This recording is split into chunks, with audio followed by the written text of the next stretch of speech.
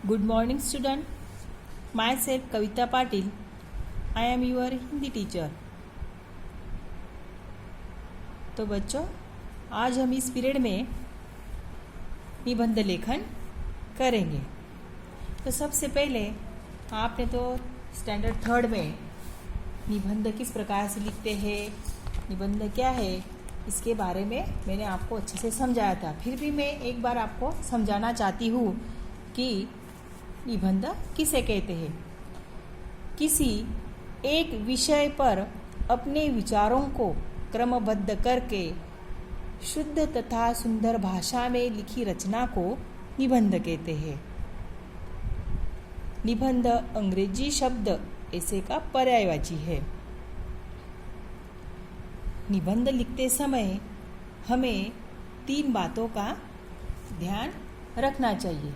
जो 3 बिंदु है निबंध लिखने में हमें सहायक होते हैं। पहला बिंदु है भूमिका। निबंध की भूमिका जो होती है, निबंध का आरंभ भूमिका से किया जाता है। जो शुरुआत होती है निबंध की, वो भूमिका से की जाती है। जैसे भूमिका यानी आरंभ 3-4 वाक्य में किया जाता है। इसके बाद जो है, जो शुरुआत होती है, जो निबंध की भूमिका होती है, वह बहुत प्रभावशाली होनी चाहिए। यानी विषय का परिचय उस 2-3 पंक्तियों में हो जाना चाहिए। फिर दूसरा बिंदु आता है विषय विस्तार। ये जो है भूमिका के पश्चात निबंध के विषय को विस्तार दिया जाता है। 5-6 वाक्यों में अनुच्छेदों के द्वारा विषय का लेखन किया जाता है। यानी जो विषय लिया है हमने, उस विषय को विस्तार पूर्वक समझाया जाता है। अभी आखिरी बिंदु यानी उपसंहार, जो निबंध का अंत कहलाता है, यानी एंडिंग।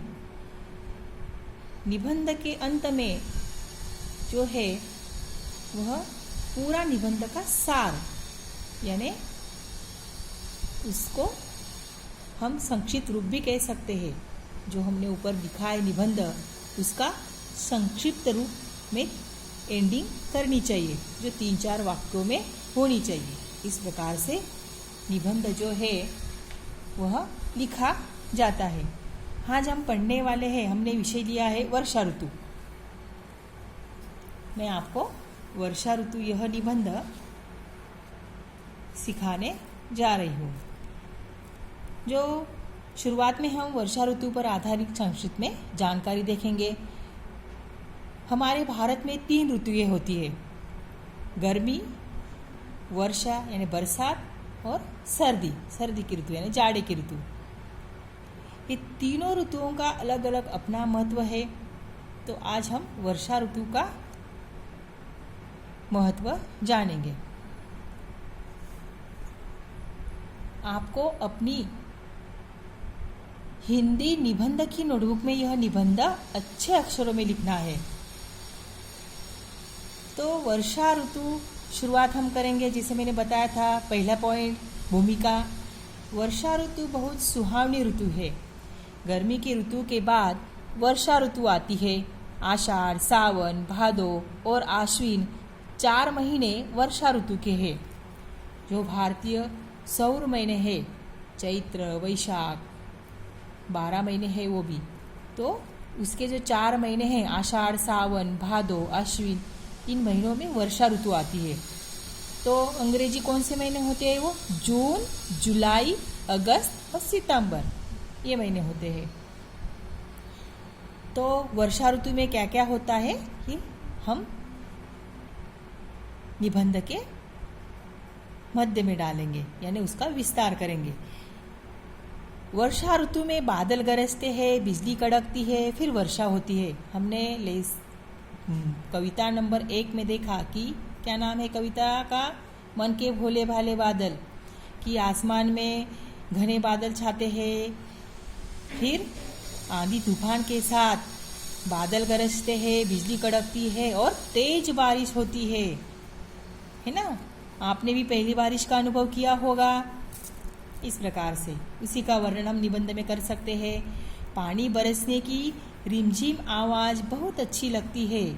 वर्षा के कारण चारों तरफ हरियाली छा जाती है। जैसे ही बरसात होती है, वर्षा होती है, होने के बाद आप अगर चारों तरफ देखेंगे अपने आजू बाजू, तो सड़क के किनारे मैदान में हरी हरी घास निकल आती है, यानी हरियाली छा जाती है। पेड़ पौधे हरे भरे हो जाते हैं, बागों में मोर नाचते हैं और कोयल कूकती है। जो मोर होता है वह केवल बारिश के दिनों में ही नाचता है, ऐसा कहा जाता है। कोयल कूकती है क्योंकि पशु पक्षियों को भी बारिश का मौसम बहुत अच्छा लगता है।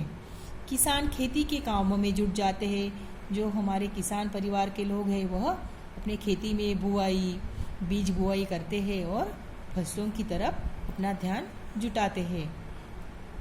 वर्षा के जल से नदी, नाले, तालाब, कुएं, पोखर आदि पानी से भर जाते हैं।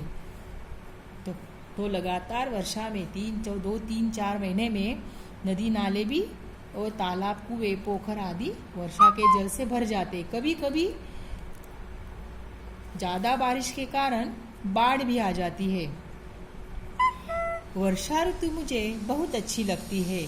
इस प्रकार से आप यह निबंध आपको अपनी हिंदी निबंध की नोटबुक में लिखना है अच्छे अक्षरों में। मैं आपको इस निबंध की PDF फाइल भेजूंगी। आप इसे अपनी हिंदी निबंध की नोटबुक में लिखिए और इसका पठन और मनन कीजिए। आपको एग्ज़ाम में हर समय निबंध पूछा जाएगा, इसलिए निबंध का अध्ययन करना बहुत ही ज़रूरी है।